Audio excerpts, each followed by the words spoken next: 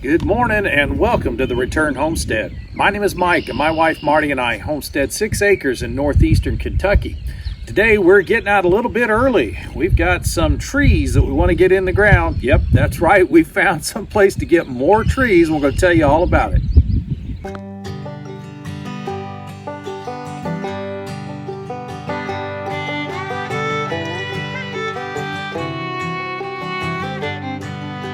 So our local Soil Conservancy has a tree giveaway each year. And so we went down to pick up several of these trees. So they were allowing us to have 2 of each. We'll tell you all about each one of these as we put them in the ground. But you can see we've got things like pecan, there's also hazelnut, and even some pine that's in here. Now, quite often we find out about plant giveaways like this from Facebook, usually. Social media seems to be the way we discover most things these days. We actually use the old-fashioned method. We talk to our neighbors.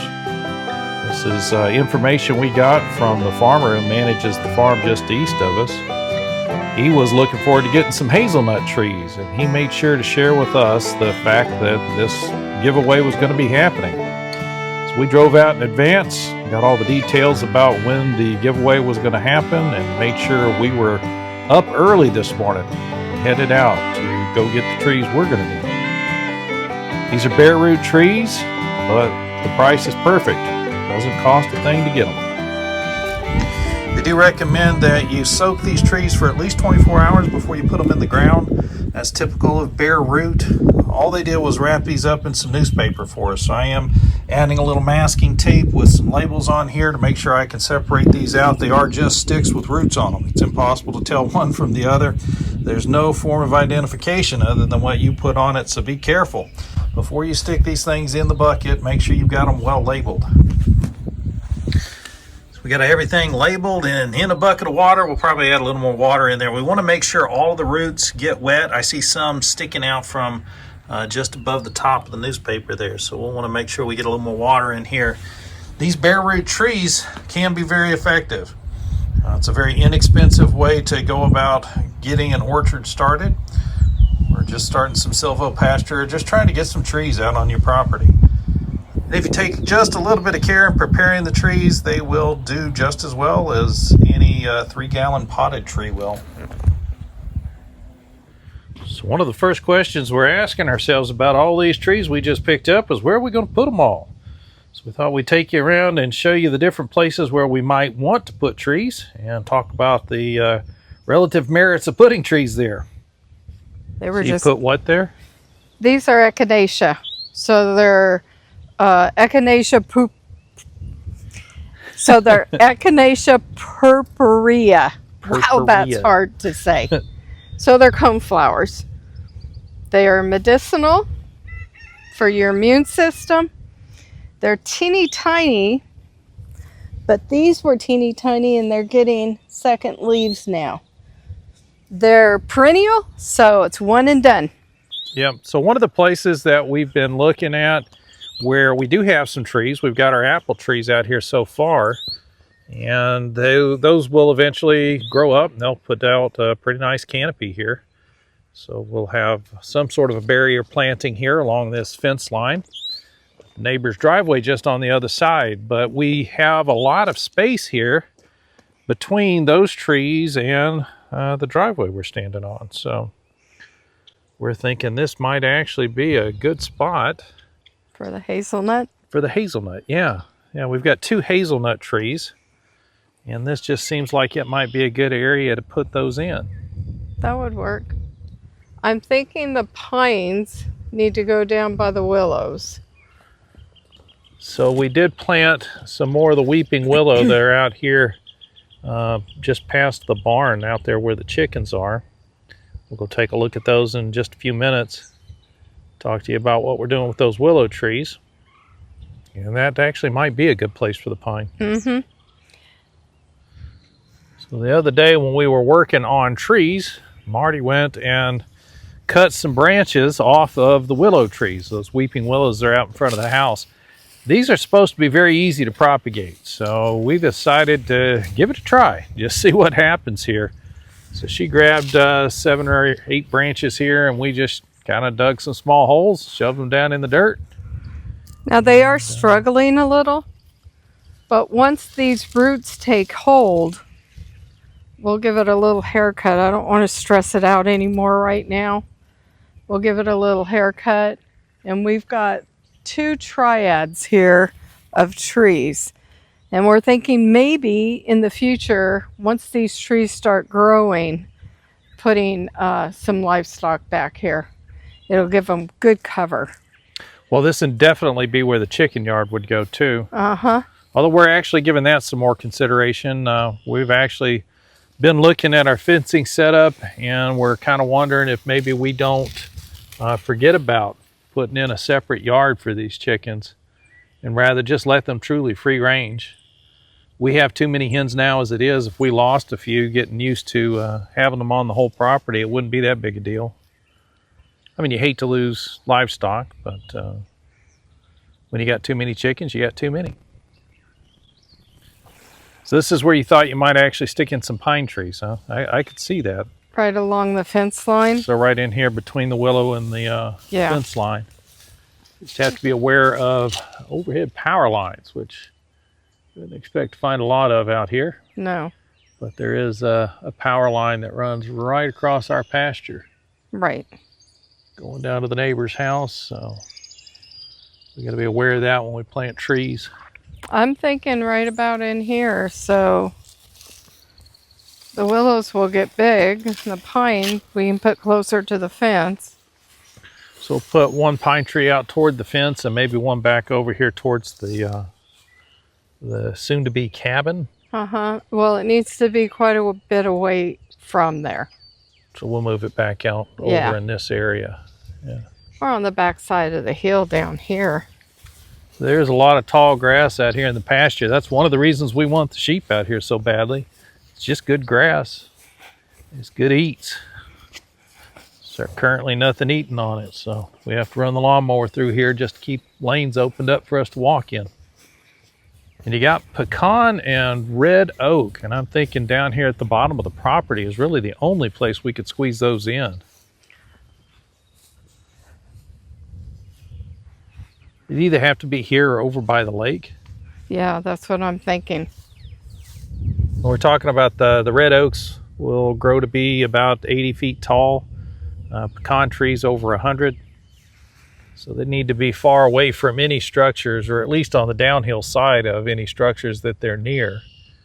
So we could plant pecan and red oak even in this open pasture area. It would be nice. It would give animals shelter.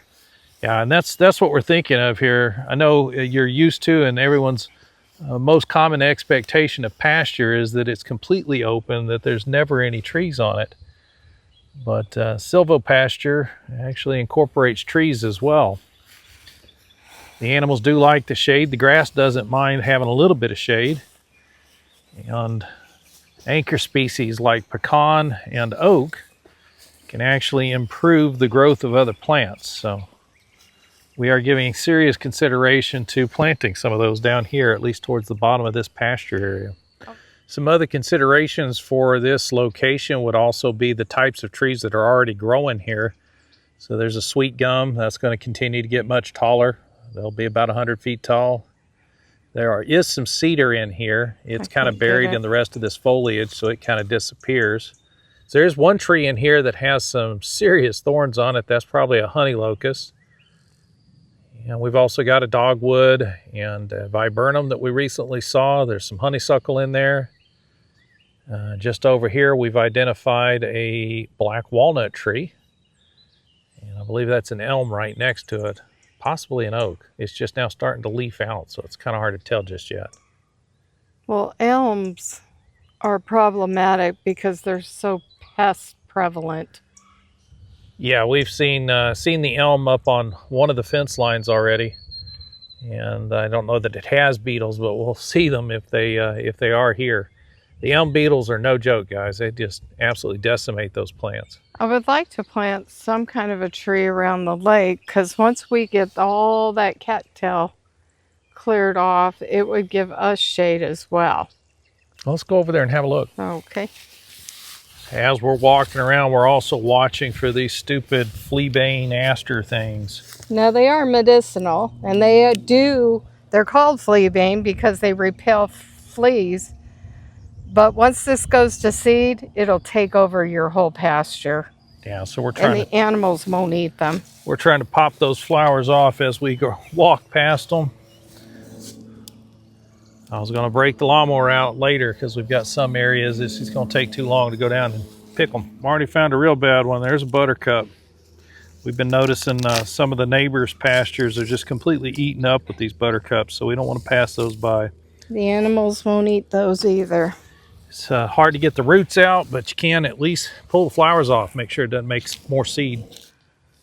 So here we got another grapevine. This one's actually got some leaves on it already. So we can try to identify exactly what type of grape this is. So this wild grape may give us some good fruit. It may not. There's no way to know at this point. All we know is it has leaves on it that tell us it's a grape. And plant identification app really can't do much more than tell us it's a wild grape. That's it.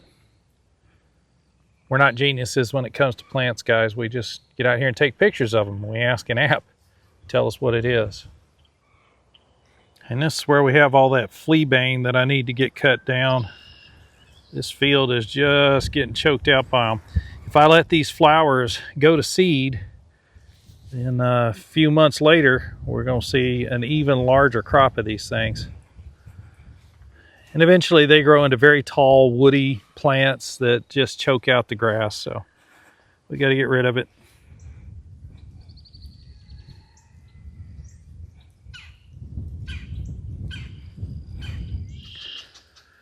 So down here at the lake, we only have one area that's actually not good for planting trees, and that's going to be here on the dam.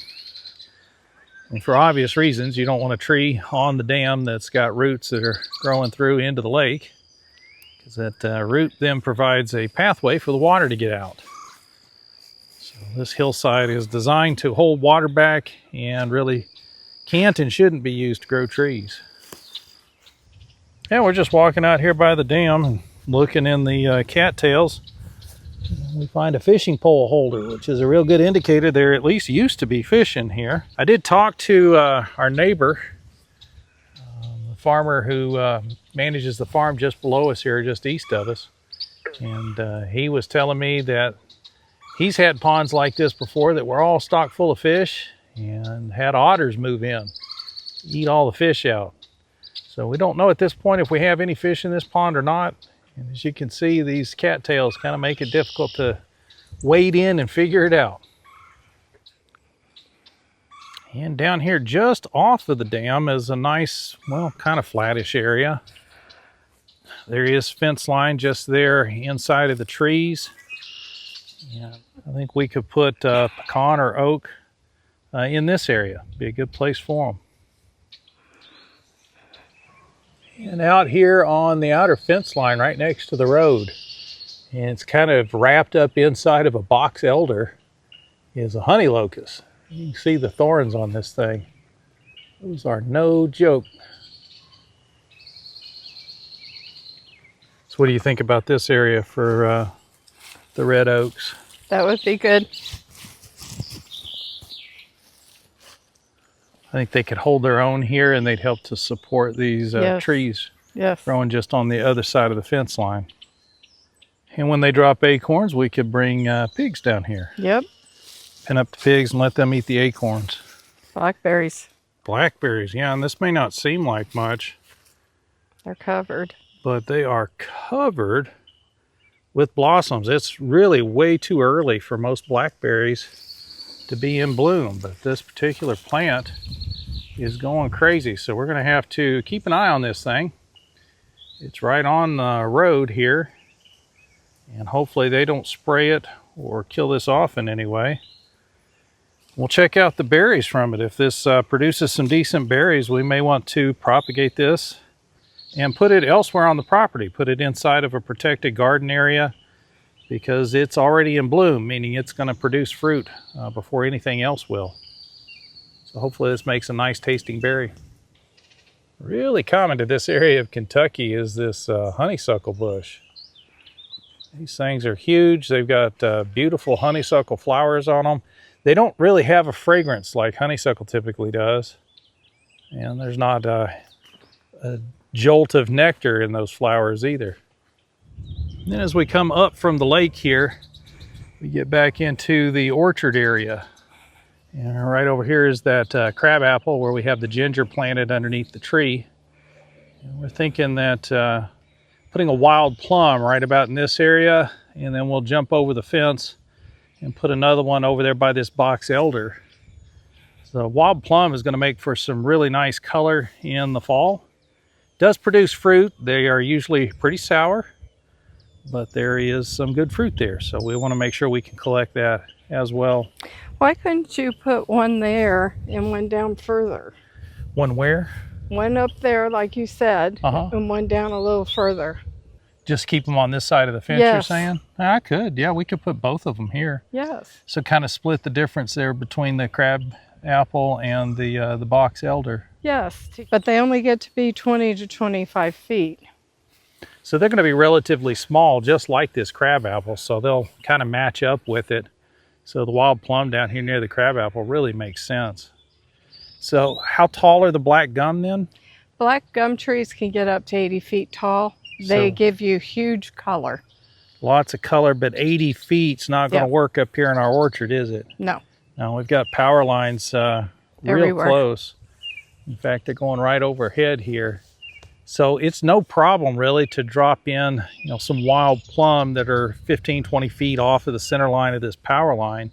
They're only going to get about 20 feet tall, and that's only at the center of the tree. But putting an 80-foot tall tree near these power lines is probably not a good idea. So we may need to relocate that like we were talking about with the red oaks. So we're going to try to plant those down near the edge of the tree line, and we're going to have to do the same with these black gum trees. They're super tall, and so are the oaks. We do have this relatively large area just past this silver maple. And in between that maple and the barn is a nice flat spot. And we certainly could put trees out in this area. But it's one of the only true flat spots we have up here near the house. So it's probably where we will end up putting in a greenhouse. So we're trying to keep that in mind as we're looking at where we might put in trees. We wouldn't want to plant any trees in that area, and we certainly wouldn't want to put any 80-foot trees that are near this area. Keeping in mind that any tree near a greenhouse can also provide cover and shade, which is not necessarily the objective of a greenhouse. You want to make sure you get all the sun in there. So you putting up a greenhouse right here? Yep. We have access to the garden right there. Yeah, that was kind of my thinking. It's a nice flat spot. There's enough room for a very substantial greenhouse, even something, 24 by 40 if we could manage to do that. We just have to find the resources to do it. I think what you need to do is build a bench around this tree. Ooh. Because right here, it is super cool. And we don't have air conditioning in our home, but the way it's built, we get a nice breeze in there. In the evening, it's nice. I'm sure that in the summertime, I'll be screaming. But for now, it gets cool in there.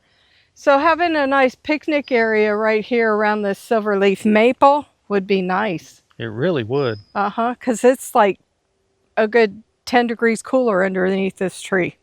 We should come out here at the end of the day and see where this shade plume is. But here in the early morning before midday, this is really nice here. It is. It's great.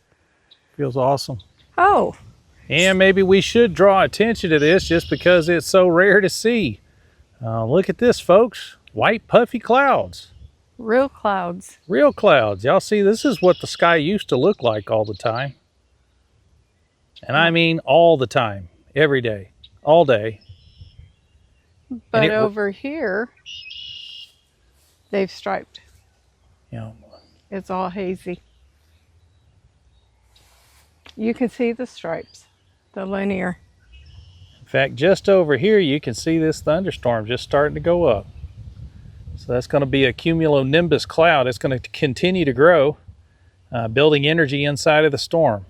somebody east of us is going to get a good rain dumped on them. We need it. Yeah, we could use it too. But Hey. you don't see these anymore. Usually it's a bunch of stripes across the sky that eventually just haze everything out. And then at some point it starts raining for no explainable reason.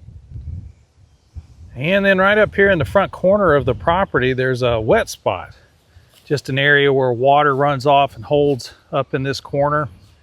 It's hard to tell if it's just natural or somebody actually dug it out. There used to be a large tree that grew right there, and it's no longer growing. There's a giant stump still sitting there, so it had what looks like a large cedar growing next to this wet spot. So we need to find something else we can plant over the top of that, shade that wetted area so we can grow hostas and other things up in there. So that's all the locations that we've been looking at and examining around the property where we might want to put in trees. And we've talked through some of the considerations of where you might want to plant which type of tree. So what type of trees did we get? Well, the ones we were really the most interested in were the hazelnuts. We wanted to make sure we had some nut trees, and those are going to be the first nut trees we're putting on the property. I'm pretty sure we're going to plant those over by the apple trees. So between the apple trees and the driveway is where we'll stick in those hazelnuts. We've also got two different types of oaks. There's a red oak and a pin oak. Those are both very tall trees, over 100 feet. So we're going to make sure that those stay down on the tree line. Along with those oaks, we also have a couple of pecan trees. Again, the pecan trees are going to be 100, 150 feet. They're really tall trees, so they need to stay down at the bottom of the property near the fence line. The other ones that I was a little surprised about, and we're going to have to keep them down there even though I'd prefer to have them up here by the bees, are the black gum trees. Now those also produce a berry that is edible and extremely tart, but very useful for making syrups and sauces. So we do want to make sure we take advantage of those fruits. So we'll probably come up the hill just a little bit from where we're putting in the oaks and the pecans. Those are only going to get about 80 feet tall, but again, we don't want those up here in the main orchard. So up here towards the main orchard, we also still have some wild plum trees, and those are going to go up here over by where the crabapple is. That's going to add some color and some interest up here in the orchard. And again, we will get some fruit off of those. The wild plums are very tart, but we'll find different types of sauces and I'm sure syrups that we can make with those things. The only thing else that we had was just simple white pine. White pine's easy to come by, I know, but it also has a lot of medicinal uses. Not only the sap, but when you take the trees down, you can get pine tar out of the fat wood. But the pine trees we're going to try to keep over by where we were propagating the weeping willows. Now also on our walk, we found lots of other trees we were very interested in. The box alder is just a very beautiful tree. We also found a black willow that's growing just down right on the edge of the lake. We also found some junipers and cedars. Some we may keep, some we may need to tear out. So there was a lot going on already on the property with the different trees that were available. And along with all of the trees that we just picked up, Marty was able to salvage 2 of the mimosa trees. So we do have 2 mimosa trees we want to get planted. Those are only going to grow 25, 30 feet tall, so they're not quite as big as these other trees we're talking about. Really big, bushy trees that have those beautiful pinkish coral flowers that come on them in midsummer. We're probably going to try to keep those up here near the weeping willows. They'll match really well with the willows, and they're just a beautiful tree. We'd love to see those out the front door. So that's essentially the list of trees that we're working with. We've still got a lot of planting we need to do. We're going to get to all of that tomorrow. And we'll show you tomorrow how we're going to put these in the ground that's going to guarantee we're going to have some success with those things growing. But we're getting to be about midday and we need to get busy doing some actual work here today. We've got grasses to cut. I want to make sure that we've cleaned up everything around our potatoes. The grass is growing crazy around those buckets. I want to do something to manage that grass to make sure it doesn't keep growing up around the potatoes. And we've just got tons of work we still need to do in the garden. We're trying to keep everything well watered. We've got sunflowers that we just put in the ground yesterday. We've got green beans that we're still watching to see if they're going to come up. The corn also needs to be wetted down this morning because we still haven't seen that break the surface. So we got a lot of gardening work to do. We just need to get our hands free to go get busy doing it. We do appreciate you joining us on the Return Homestead today. If you haven't subscribed to the channel yet, would you do us a favor and go ahead and do that right now? Just open the window up, hit that subscribe button. While you've got the window open, hit the thumbs up icon. That's going to let the algorithm know you enjoyed the video and they'll share it out with more people. But if you really want to help us out and help us spread the message about how it's time to return to the land, labor, and life, then find somebody that you know who would enjoy finding out about how you can get free trees and where you need to plant those things. Share it out on your social media, make sure they get the message as well. We'll see you next time.